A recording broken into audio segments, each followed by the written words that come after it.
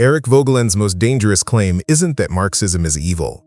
It's that Marxism is Christian in every way that matters except the one that saves you. That's not a provocation. It's a diagnosis.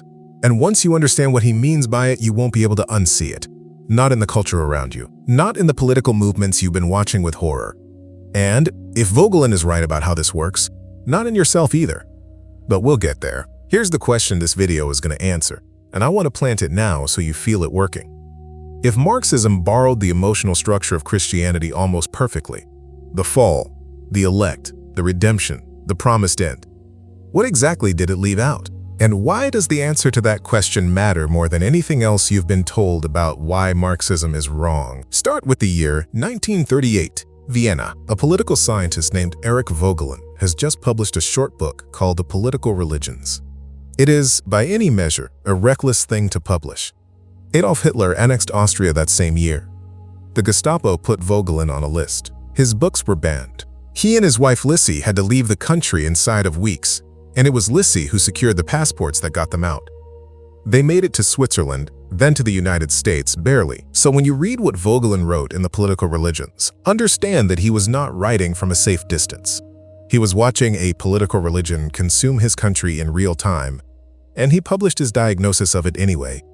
What he argued was this: the great mass movements of the 20th century, Nazism, Bolshevism, and the ideological cousins between them, were not secular in any meaningful sense. They were religions. They had saints, Marx, Lenin, later Stalin and Mao. They had sacred texts, the Communist Manifesto, Das Kapital, the collected speeches of the party leadership. They had liturgies, the party congress, the show trial, the public confession. They had an elect, a vanguard who had seen the truth and would lead humanity to the promised end. And they had an eschatology, a doctrine of salvation, a promised transformation of the human condition that would arrive through the correct application of force and will. The language of politics had replaced the language of theology. But the structure underneath was the same. That is what Voegelin meant by a political religion. And naming it was not merely academic. It was an act of intellectual resistance against movements that had made questioning the sacred texts a crime. But here is where the argument gets sharper, and where most people stop reading too soon. Calling Marxism a religion is the first step. The second step is asking, which religion? Or more precisely, where did this religion come from? In 1952, Voegelin published The New Science of Politics, and it became one of the most quietly influential books of the 20th century. The central argument goes further than the political religions. He doesn't just say these movements function like religions. He says they are a specific kind of religious deviation, a heresy. And the tradition they're deviating from is Christianity. The technical term he uses is Gnosticism. And before you tune out, because that word sounds like a seminary elective, let me give you the concept in plain English, because it's the key to everything else. Gnosticism, as Voegelin deploys the term, is not primarily about ancient mystery cults. It's a recurring pattern in spiritual and intellectual history, a pattern with a very specific shape. The Gnostic says, the world as it is broken. The brokenness is real and total. And the solution is not to live faithfully within the world's limitations and tension. The solution is to escape them. To transform the world completely, through special knowledge, through the right movement, through the correct application of human will, into something finally and permanently good. You see the appeal. The diagnosis of brokenness is accurate. The longing for transformation is real. What makes it Gnostic, what makes it spiritually disordered in Voegelin's sense, is the refusal of the in-between. He calls that in-between the metaxy. The Greek word, borrowed from Plato. It names the permanent human condition. We are not God, and we are not animals. We live between time and eternity, between immanence and transcendence, between what is and what should be. The ordered soul, for Voegelin, is the one who can hold that tension, who does not demand that history resolve it, who does not appoint himself or his movement as the instrument by which God's order will finally arrive on earth. The Gnostic refuses the in-between. The Gnostic says, the tension is the problem, and we are going to end it. Now read that phrase Voegelin made famous, that William F. Buckley borrowed and made a conservative slogan, that most people quote without understanding. Don't immanentize the eschaton. immanentize, to bring into the immanent world, into historical time.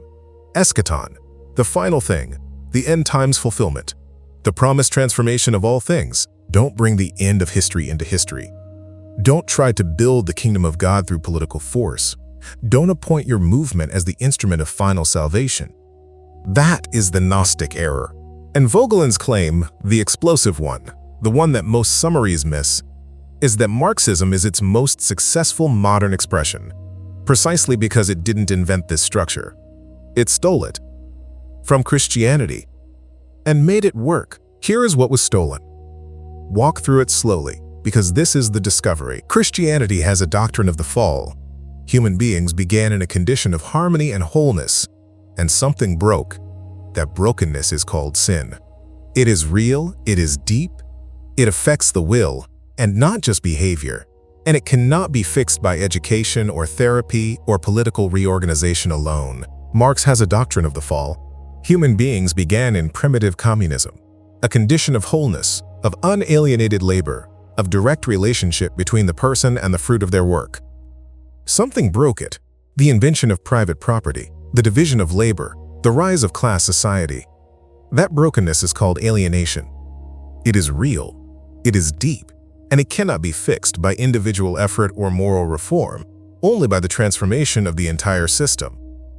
Christianity has a doctrine of the elect, a chosen people who have received the truth and through whose faithfulness the world is being redeemed. Marxism has a doctrine of the elect, the proletariat, the class that has nothing to lose but its chains, the class through whose historical action the world will be transformed, and more specifically, the party, the vanguard, those who have developed sufficient class consciousness to see what ordinary workers cannot yet see. Christianity has a doctrine of grace, the unearned gift that makes transformation possible. You cannot save yourself. Something must be given to you from outside your own resources. Marxism has revolutionary consciousness, the awakening that comes when the conditions are right, when history has matured, when the worker finally sees through ideology to the structural truth underneath. You cannot simply decide to have it. It arrives. History gives it. Christianity has an eschatology, a promised end, the resurrection, the new creation, the kingdom, the fullness of time. History is moving towards something. The present suffering is real, but not final. Marxism has an eschatology, the classless society, the end of exploitation, the end of alienation, the end of the state itself, a condition of human flourishing that will arrive when the historical process has completed its necessary course. This is not a loose metaphor. This is a structural correspondence so precise that when the historian Karl Lowith, writing independently from a different tradition in his 1949 book Meaning in History, mapped the same pattern, he arrived at essentially the same conclusion. Marxism is the secularization of the Jewish-Christian philosophy of history. The same narrative, with the same beats, the same emotional logic, the same promised destination, and now the one thing that was not taken: God, grace, transcendence. The possibility that the final transformation of human existence is not something human beings can achieve through their own historical action, that is what was discarded. Not accidentally, not through oversight. In 1959, Voegelin published the essays collected in English as Science, Politics, and Gnosticism. One of those essays is called The Murder of God, and in it, he turns to Marx's own early writing, the doctoral dissertation, the early economic and philosophical manuscripts, and does something few critics had done. He reads them as spiritual documents. Marx's doctoral dissertation, written in 1841, is on the ancient philosopher Epicurus. But it contains a preface that is, if Voegelin reads it correctly, a declaration of war. Marx appended a verse from Prometheus's defiance of Zeus, "I hate all gods. I would rather be bound to the rock than serve Zeus." Voegelin calls this what he believes it is, a theological statement, a position taken, not atheism in the sense of indifference, not the secular shrug of a man who finds the God hypothesis unconvincing. This is what Voegelin terms pneumopathology, a disorder of the spirit, a deliberate, constitutive rejection of transcendence made at the very foundation of the intellectual project. I want to be precise here, because Voegelin is very precise. Pneumopathology is his interpretive category, a spiritual diagnosis, not a clinical one. He is not saying Marx was mentally ill. He is saying Marx's intellectual project was built on a deliberate act of closure, the refusal of the question of transcendence, treated not as an honest answer but as a founding gesture of rebellion. And the consequence of that founding gesture is everything that follows. If there is no transcendence, then salvation must be imminent. If salvation must be imminent, then history must be the site of final transformation. If history must deliver what God was supposed to deliver, then the movement that carries history forward becomes the instrument of a kind of secular grace.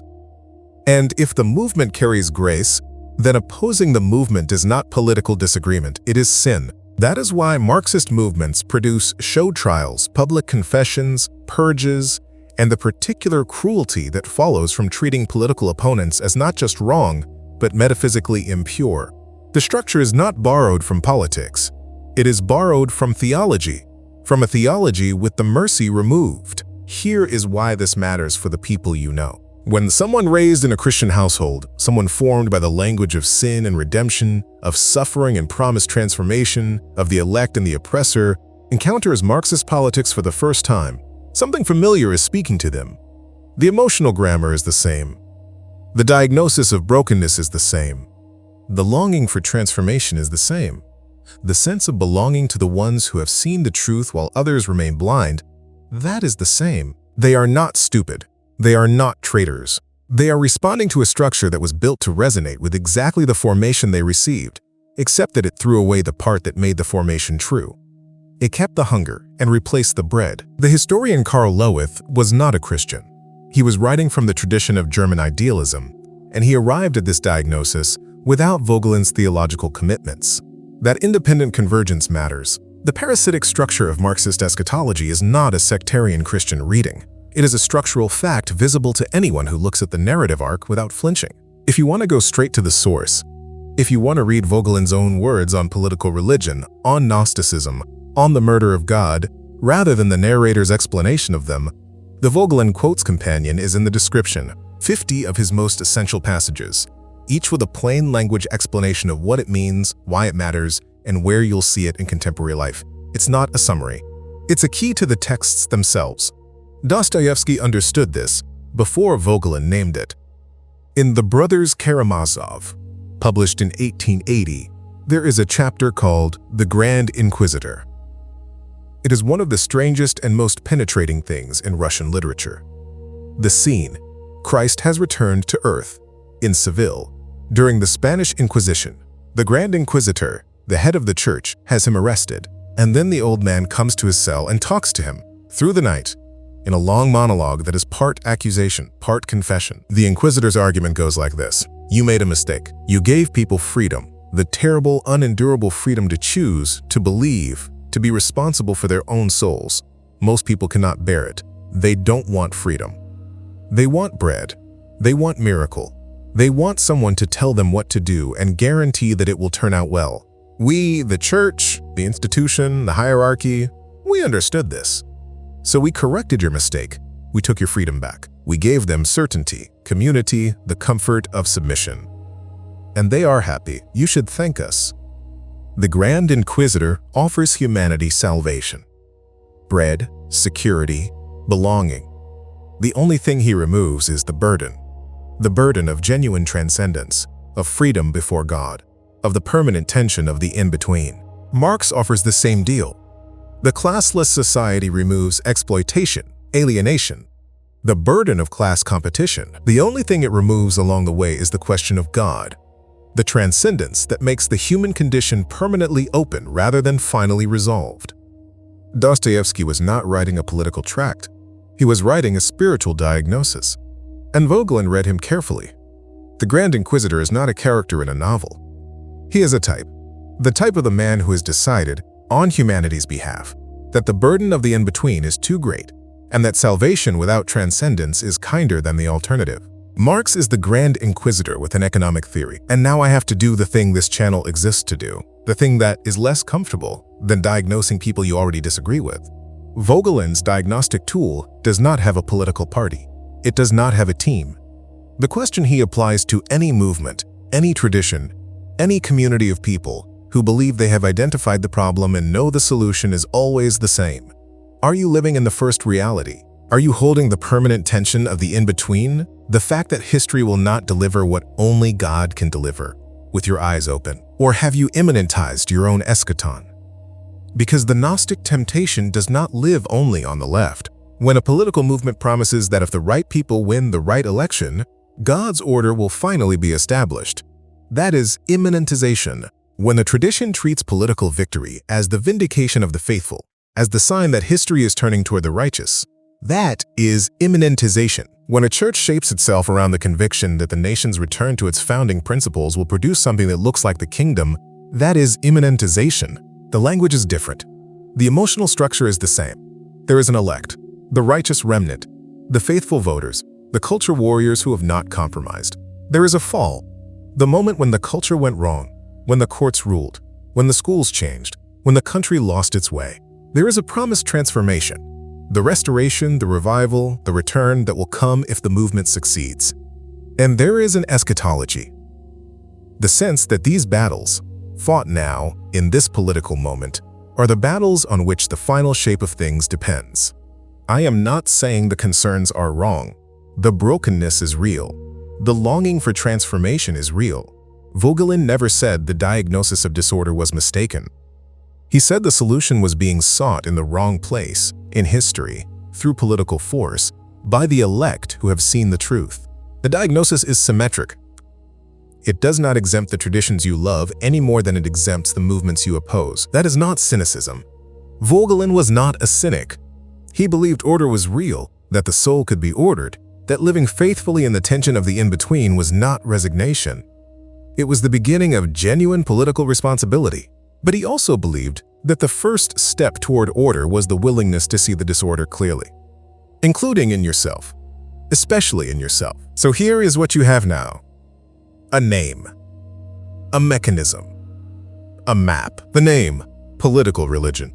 The mechanism, the Gnostic hijacking of the Christian narrative, keeping the structure of fall, elect, redemption, and millennium, discarding the transcendence that makes that structure survivable. The map, Voegelin traced it from 1938, when he was running from the Gestapo, through the 1952 argument in the New Science of Politics, through the close reading of Marx's own early texts in 1959. And what he found in all three places was the same pattern: the refusal of the in-between, the demand that history deliver what history cannot deliver, the appointment of a human movement as the instrument of final salvation. This is not evil that came from nowhere. It is a corruption of something real, a theft so elegant that it still sounds like the original to people who were formed by the original. That is why Voegelin called it a heresy rather than just an error.